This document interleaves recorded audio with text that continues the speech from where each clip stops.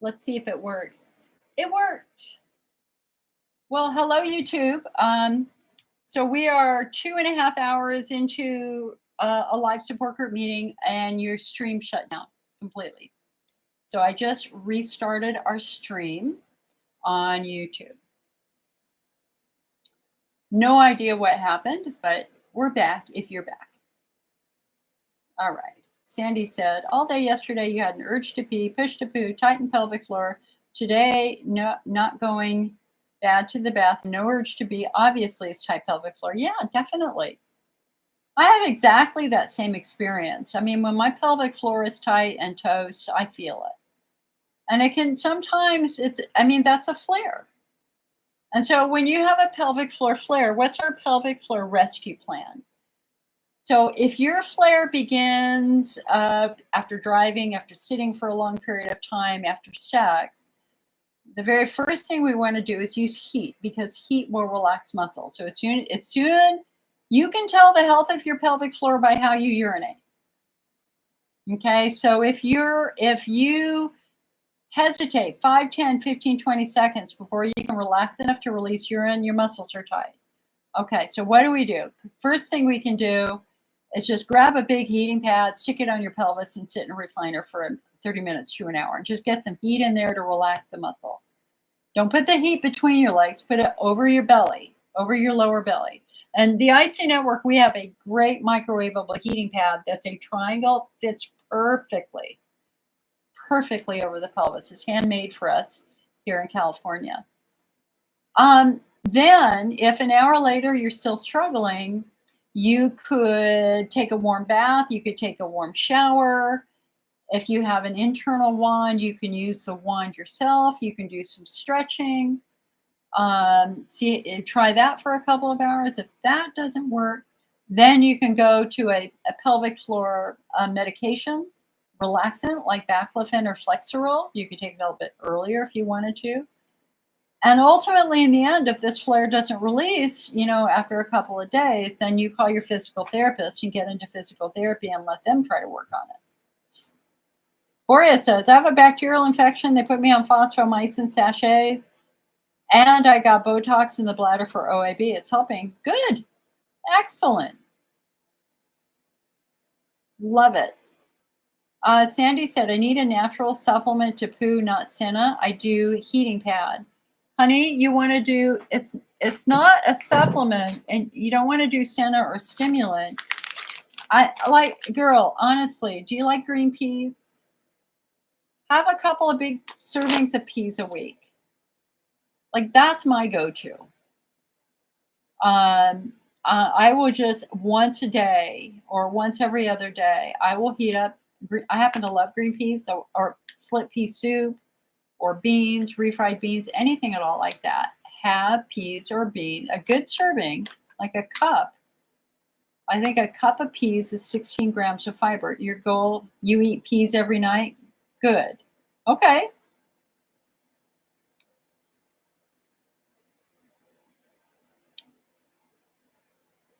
It's not about a supplement then. If you're eating 20 to 25 grams of fiber a day, then you're doing good with your fiber. It's about your muscle health. A supplement isn't going to fix muscles. It's the physical therapy that fixes muscle. So you may need to be doing more physical therapy, or maybe even using a wand every day so that you can massage your muscles yourself. That's what I do when I go into a big muscle flare. Is I can tell immediately that my muscles are starting to get tight, and I know exactly what to do. I've got a wand. I drop trow. I lay on my bed. I put my feet up on the wall, and I do some internal work. And it takes about 5 minutes to find the tender muscle and to massage that muscle and get it to relax. Hopefully a physical therapist can help you do that. Okay, and for those of you on YouTube, the stream shut down. I have no idea why, so I just started it back up. It happens. But, if you weren't eating the peas every day, I would say try the fiber. I think you could add a little bit of fiber. But, you have to remember that your bowel needs structure to push against. if you're eating so much fiber that you're basically runny and almost diarrhea-like, that's too much. Your bowel to move things along has to have structure to put against. It has to have fiber to push against. And so something like this gives you that structure, and that will help your body naturally move things along. And also remember that this is called the gastrocolic reflex. You know, what triggers the bowel movement? Food in, poop out. So some people, for example, in the morning, they try to have a bowel movement before they even eat breakfast. And that's absurd, because you have to let your body do the work. You can't sit there on the toilet and strain and strain and strain. You have to remember what naturally triggers that bowel movement is actually you eating a good meal. Food in triggers the very gentle spasms, eventually works its way down, and that's what triggers a normal natural bowel movement. And listen, if you wake up in the morning and have to have a bowel movement, that's great. But if you feel like you need to, but it's not happening, eat a meal. So if I ever feel stopped up, I make myself French toast, I eat an apple, and I drink something hot. And that will usually, within 30 minutes to an hour, trigger a bowel movement. And I feel much, much better. I read something like a couple weeks ago that said it's not just the caffeine stimulation, because I can't do caffeine, that it's not the caffeine of the coffee that triggers the bowel movement. It's also the hot water. Heat can trigger these spasms as well. And since I don't do any caffeine, but I do rooibos tea, that will trigger a bowel movement for me too. John said, okay, hold on a sec. John says, I need a new wand. Is there one that I recommend? Yeah, I like the ones that Desert Harvest sell. That's the one I use. They bought out the company that made the wands that we sold. And so Desert Harvest has these glass wands now. They're Pyrex. It's super easy to clean. And so I'm kind of zoning on the name of it. It's under Pelvic, Pelvic Wands on their website. It's called the Easy Magic Pelvic Wand.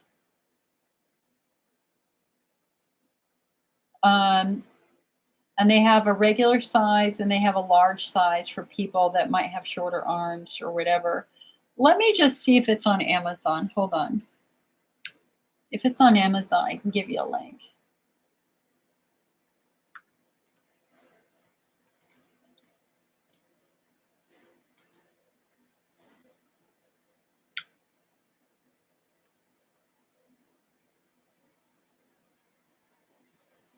Yeah, here it is.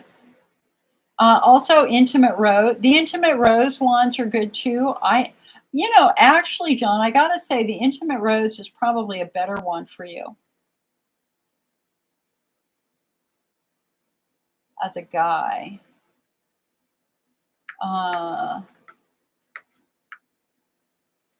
Let me see. Because of the shape of it, for a man, I actually do think the Intimate Rose one would be better, easier for you. Let me look and see if I...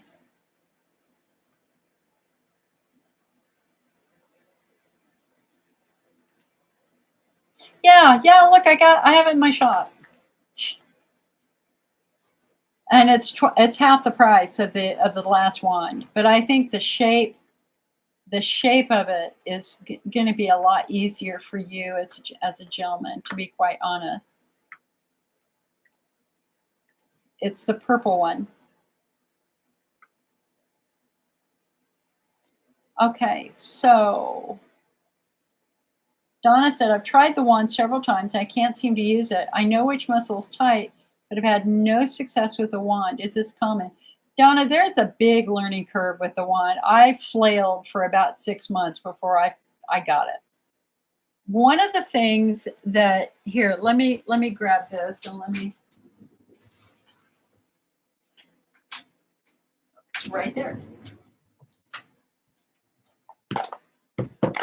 Okay, whoops. I should have one of this of the other ones here. Do I?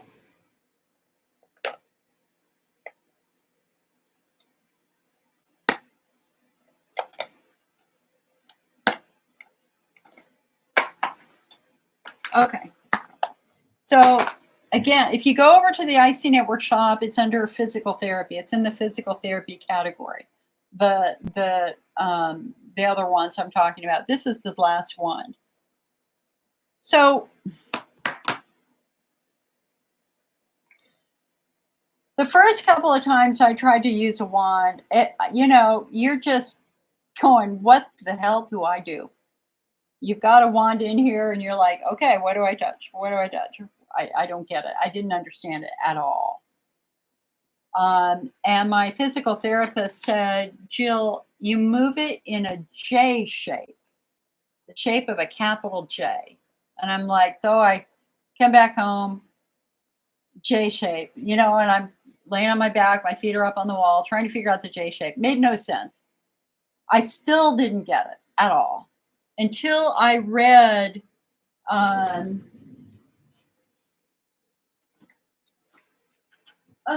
don't fall, no. There go my business cards. No.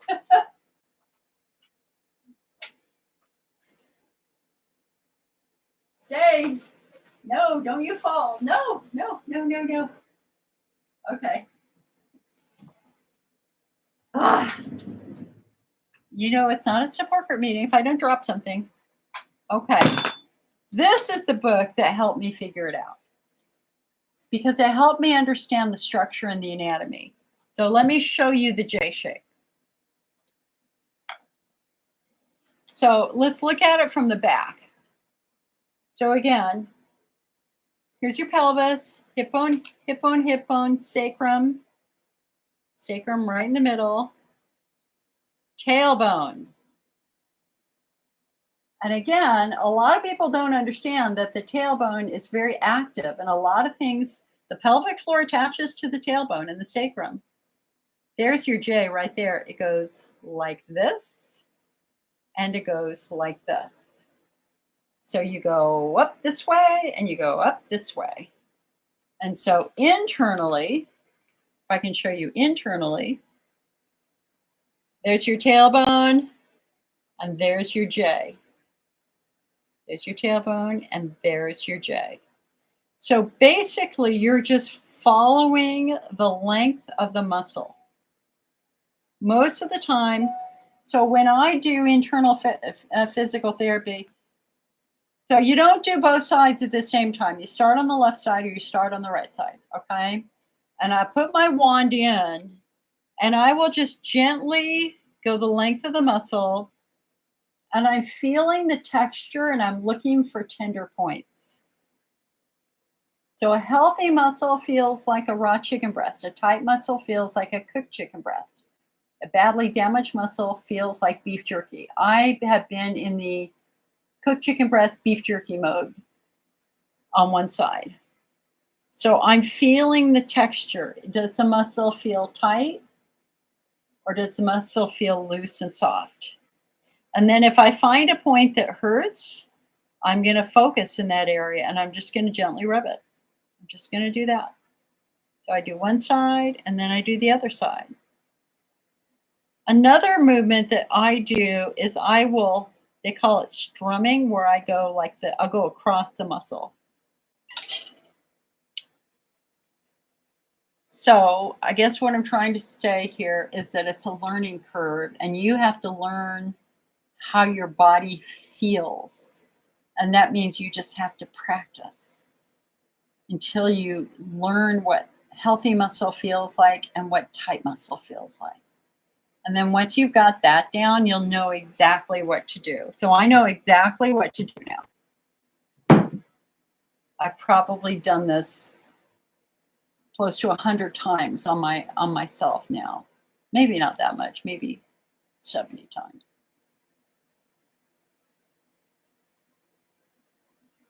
Sandy says, anal fissure hurts left side in the rectum and left butt cheek hurts. Is that constipation or tight pelvic floor? Honey, that's tight pelvic floor. And so again, if you look at this model, I also get a lot of pain.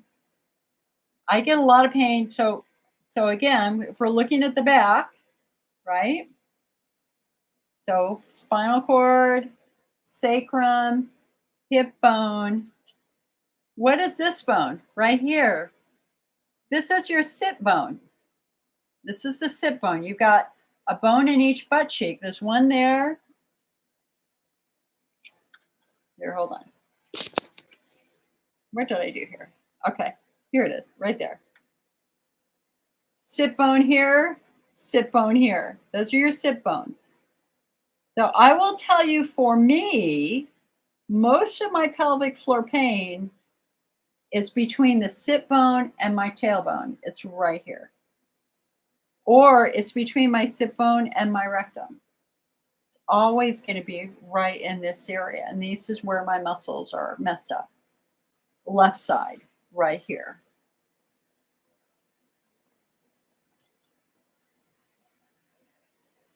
So I've kind of gotten into the habit now of, because I only use my wand for a couple of minutes, I will, as I'm laying on my back, I will go in with my finger, not internally at all, externally, and just kind of roll the muscles right here with my hand, just to try to get them to release. I mean, I'm just kind of working on these muscles right here, just externally through the skin. And it's amazing how helpful that is.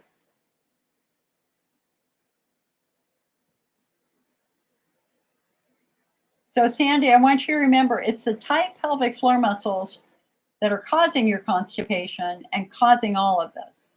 It's not one or the other. The tight pelvic floor muscles are the reason why you're struggling with constipation and why you're struggling with straining, and underneath it all, why you ended up developing that anal fissure. Sandy said, Gastro looked inside last year and said the anal fissure is from constipation. Yes. And the constipation is because your muscles were so tight you couldn't relax to poop.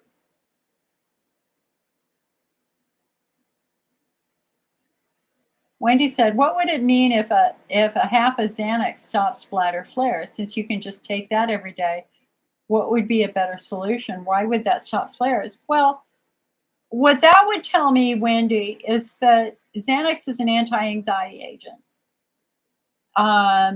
with a potentially a little bit of a muscle relaxing effect too. And so what that would suggest to me is that anxiety, that you're struggling with anxiety, which is causing you to tighten your pelvic floor muscles. That would be a guess. Sandy said, can you have a tight pelvic floor urge to pee without constipation? Absolutely. Because the muscles are in different locations.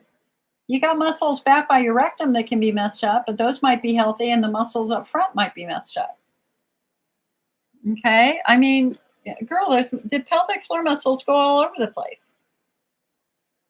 So you could have an issue on one side or the other. You can have an issue shallow or deep. So, it's like a woven basket of muscles. Any part of the weave can be the problem. Donna says, I don't have Pura. I have Allopath. Is that a good substitute for pelvic floor pain, or should I order Pura? No, the Pura would be better. Because aloe is all about calming and soothing the bladder in a flare. I mean, we use aloe for bladder wall flares specifically. But if we're trying to calm nerves down, going with the PEA makes a lot more sense. I mean, PEA is in Allopath, but do you really need the aloe? Maybe not. Would be a good experiment. Marlia said, there is a glass wand for people with short arms. My back is so tight, my arms are so short, I can't reach very far. So what has the long reach? So Marlia, there is an extra long wand for sale from Desert Harvest, but I think I have one. Hold on.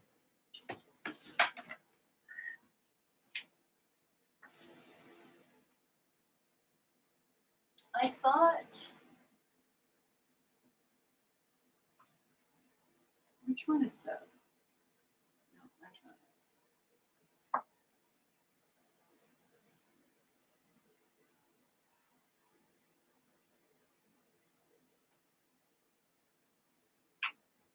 Well,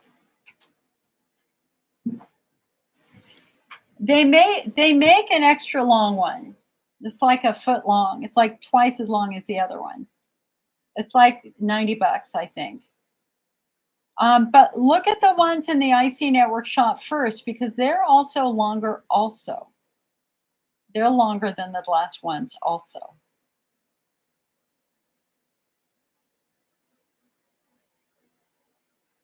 Wendy is correcting it. Since you can't just take Xanax every day, what would be a better solution? What would stop those flares? Deep breathing, a good anxiety management program, mindfulness, meditation, exercise, getting outside, walking.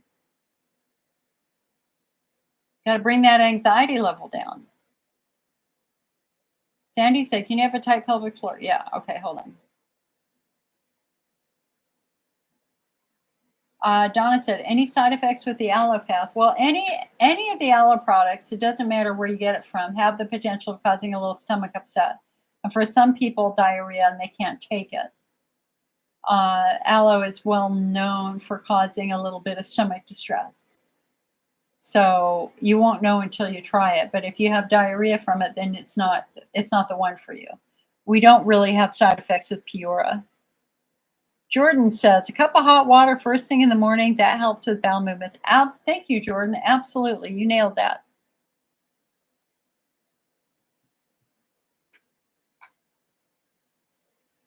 Sandy said, after I push to have a bowel movement, the left side of the rectum burns. Is that the anal fissure? It might be, or it might be tight pelvic floor muscles. Did they give you something to use internally, honey, when you're having pain there at the fissure, like Proctofoam?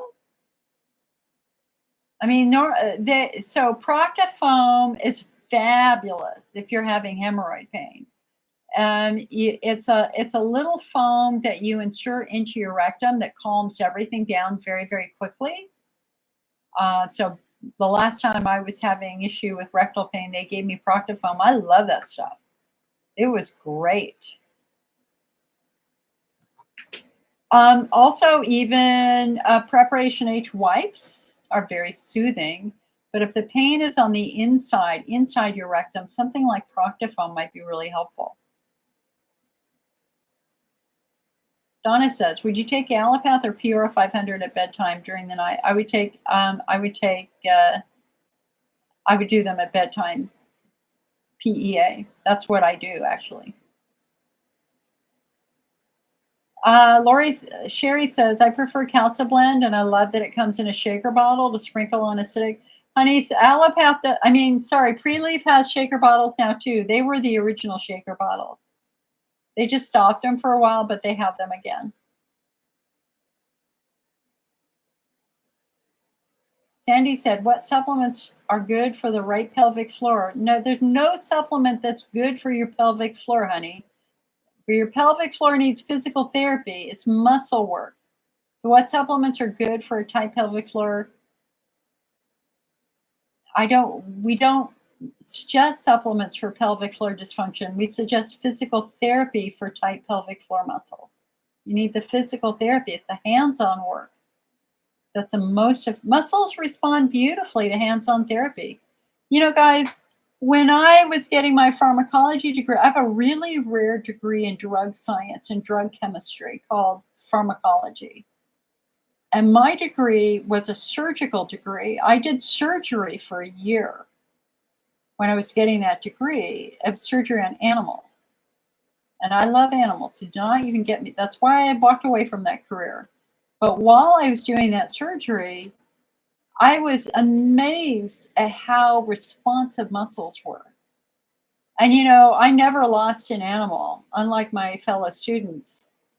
I was one of the better surgeons that went through that program. And so I never lost an animal. Or But I think back now about the whole industry, and I think it's very, very flawed. Um, you're welcome, Donna. You're welcome. I mean, I'm really glad I got that degree. I think that's one thing that helps me do the job that I do today. But I struggle with animal research because I witnessed animal research, and it's cruel. It's cruel. I mean, the interview which had me walk away, as I got really plum interviews because I interviewed with a Nobel Prize winner, and that was on the effects of alcohol on the brain. That was the only one I wanted with that one. But I interviewed at Syntax. And Syntax was a company that invented the original birth control, but they were working on heart medication. And it was amazing that I was invited to interview. So I drove down there, and the interviewer was great. I had a surgical test, passed it with flying colors. And he goes, let's go down to the lab so you can meet the team. And so as we're walking down to the lab, I said, I'd really love to see your vivarium. A vivarium is where you raise animals for the purpose of research, but it's where you get to see that they're treated correctly and compassionately. And again, I don't believe in animal research, okay, because of this. You guys, you have to understand this. And we're walking down the lab. He goes, we don't have one. I was like, well, do you use such and such, which is a well-known place in Northern California? And I'll never forget this. He stopped me. He grabbed my shoulder or my elbow, and he just kind of gently stopped me, and he turned me to look at him. He goes, no. And I went, okay. And he said to me, are you prepared to kill a dog that licks you in the face? And I said, what do you mean? And he said, these are pets. These are animals that the pound catches, lost dogs. And we get them within 30 minutes of their capture. We make no attempt to find their owners. Do you understand that? Are you prepared to kill a dog that's wagging its tail and licking you in the face? I looked at him and I said, absolutely not. Wrong answer. I shook his hand and I just said, listen, thank you for the opportunity, but I will not do that. And I walked away from the career. Absolutely walked away from the career. You don't do that. I'm an animal lover. And that's nothing compared to some of the other stuff that I thought. So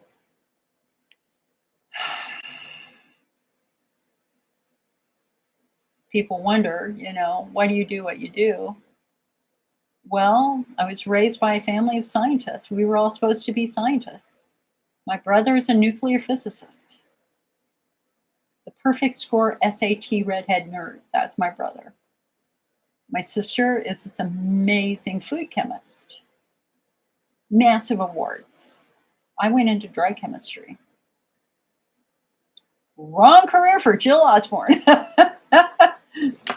So I went and worked with the feds for a couple of years and went to grad school. I went into psychology instead. Heather says, I have trouble sleeping at night. What helps? I've got a couple articles on our website about sleep strategies.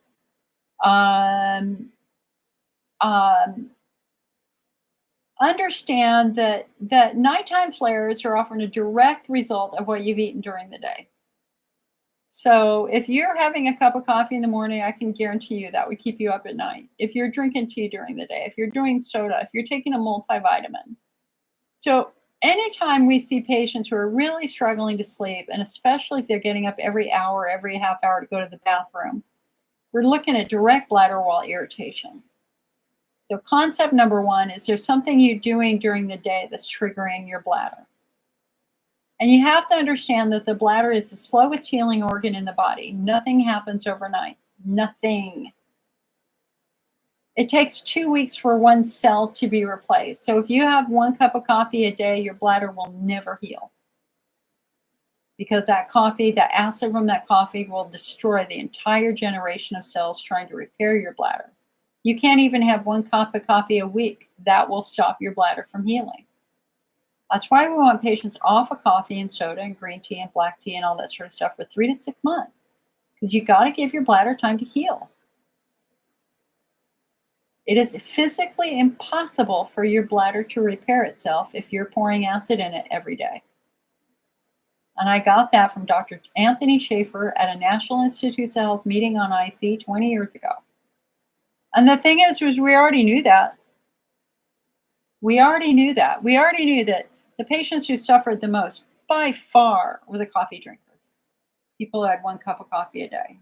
You know, and now we know why. Now we know exactly why.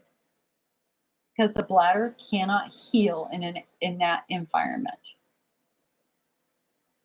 Crazy, right?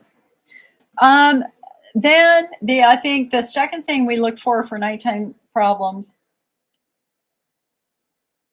is pelvic floor tension and body position. If you notice that you have more pain when you lay on your back or on the side, then that tells me that structurally there might be something weird going on. You could do something like hydroxyzine, the antihistamine. I took that for a good 8-9 years myself. That really helped me sleep back when my IC was first starting and we didn't know that my problem was with my muscles. Ironically, the only sleep position that gave me relief was sleeping on my stomach with my ankles in the air. So I would sleep like this, but backwards. You know, I was face down with my feet up. That was the only position I could sleep in for about 6-7 years. Now, why? Because it was rotating my pelvis in a way that relieved tension on my pelvic floor. And I even slept that way the night I had laparoscopic surgery. I slept on top of my incisions because that was the only way that I could sleep. So anytime body position changes your symptoms, we want to look at muscles and bones a little bit more. You could try melatonin, and you know, something like PEA that we know over time is going to calm nerves down. That's reasonable. But come on over to the IC Network website and just search for sleep or sleeping. And I've done several. I have an article already written for our next magazine. Actually, where is it? Oh, it's on this computer. It's on my writing computer. Let me see if I can pull it up real quick.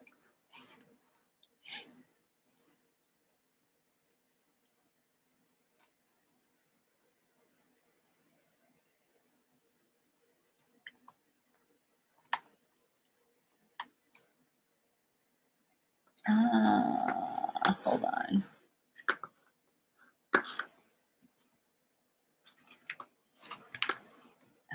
I sit in front of 3 computers.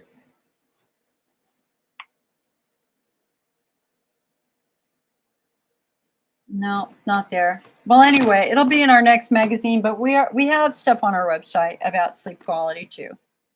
So just go to icnetwork.org. I got my workhorse computer, which is where I do all my email and all my graphics. I've got my publishing computer. And then this computer right here that I'm staring at is my streaming computer.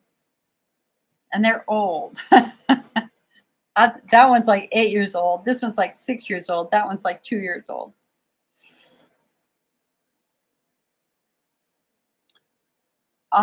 Heather, you're welcome to give me a phone call this week if you'd like to chat. I work with patients virtually every day. Mondays are my day off. I try not to work on Monday. In fact, I have a therapy appointment tomorrow night late. But Tuesday through Friday should be good. I know I have one appointment on Friday. I don't remember what time. And for people who call, it's just first come, first serve. That's all. I know that because I'm in California and I do have a lot of work that I'm doing, that sometimes I do my work first and then I return phone calls later in the day. So it might be 4 o'clock my time, but 7 o'clock Eastern Standard Time when I can call. Sandy said, can oregano oil inflame the bladder and cause an urge to pee? I don't know. I don't know.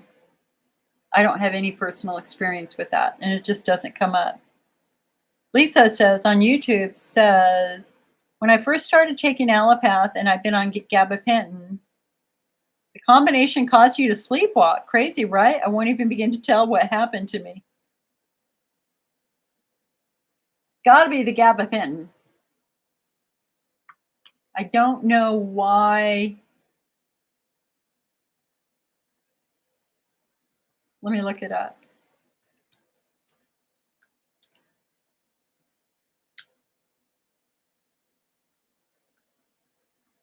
Yes.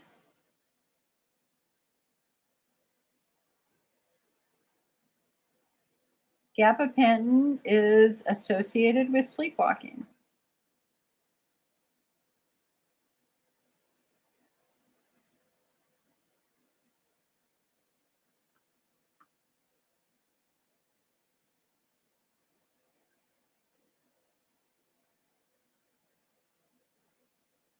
They say, given its effect on sleep architecture and anecdotal reports, there is a potential for sleepwalking with gabapentin.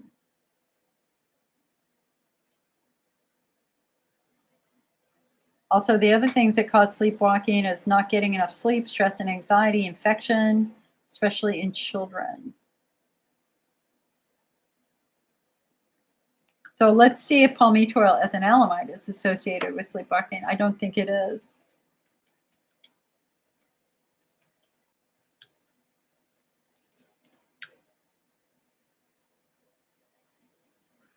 They say it helps with sleepwalking. With the potential sleeping aid capable of reducing sleep onset time and improving cognition on waking.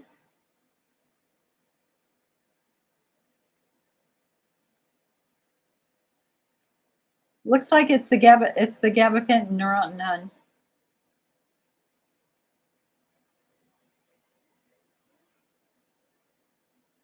That would be my guess. But that's interesting. Talk to your doctor.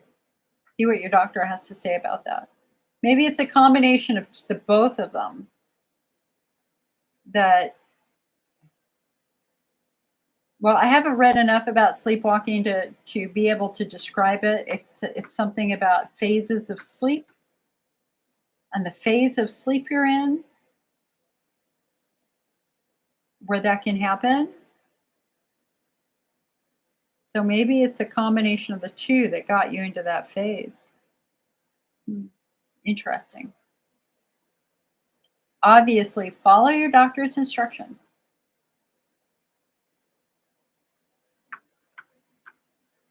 All right, we have been going 3 hours now.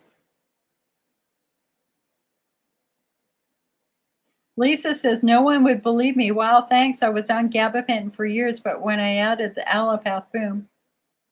Yeah, I just think it's about the phase of sleep more than anything else. You know who you should talk to is your pharmacist.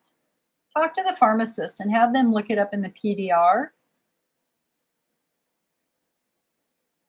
I mean, maybe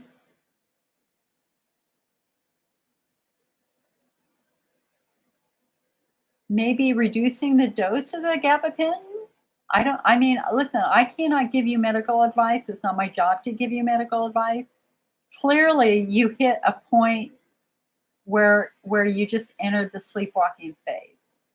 And the question is why? Well, gabapentin is known for triggering this, although it's not supported by research, but they have anecdotal reports. PEA is not. But there's something about the combination of the two that kind of relaxed your sleep state to the point that happened. So you could either reduce the gabapentin, you could not do the PEA at all and just do the gabapentin, or you could potentially reduce the gabapentin and add a little bit of PEA. But you're going to have to talk to your doctor about that. I don't know what the protocol would be for that. Donna, whatever the bottle says. I mean, if you've never taken it before, just take one capsule. You always start with one, wait 24 hours, see how you do. You never take a full dose the first night because you got to figure out if your body likes it or not, especially with any aloe product. So just take one and, wait 24 hours and see if you get an upset stomach or anything at all like that. Okay?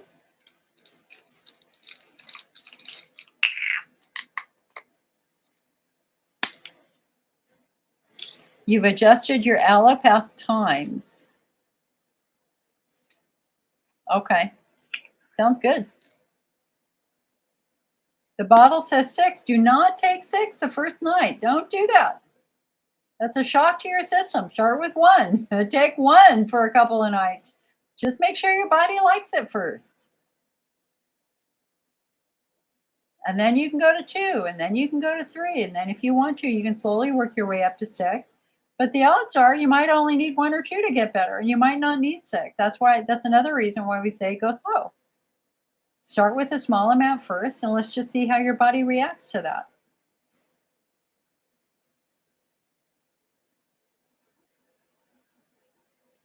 You're welcome. All right, guys. Well, I think we've come to the natural end of this meeting. So I'm going to do a last call for questions. Last call for questions.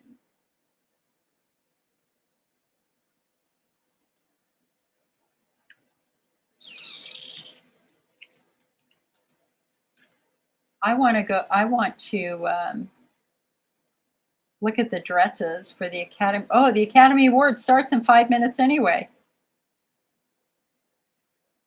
There you go. I say let's go have an Academy Awards watch party.